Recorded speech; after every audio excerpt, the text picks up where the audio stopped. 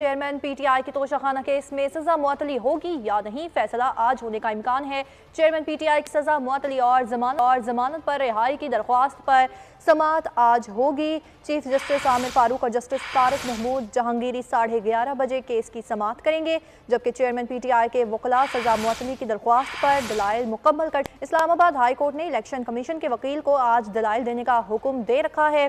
गुज़िश्ता समाअत पर election commission के वकील तबीयत नासाजी के बायस अदालत पेश न हो सके थे।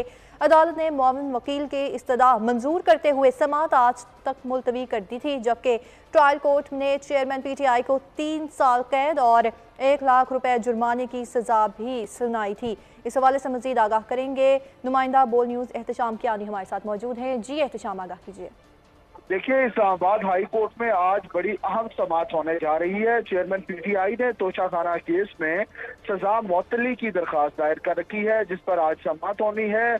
अदालत ने पहली समाअत पर इलेक्शन कमीशन को नोटिस जारी करके जवाब तलब किया था। आइंदा समाअत पर इलेक्शन कमीशन के वकील अदालत के सामने पेश हुए और उन्होंने वक्त मांगा था।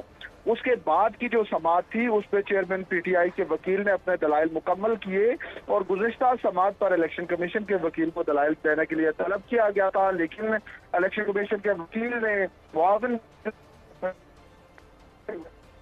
परवेज की तबीयत नासाज है, इसलिए वो अदालत में पेश नहीं दे सकते। अदालत ने परवेज से एहतियात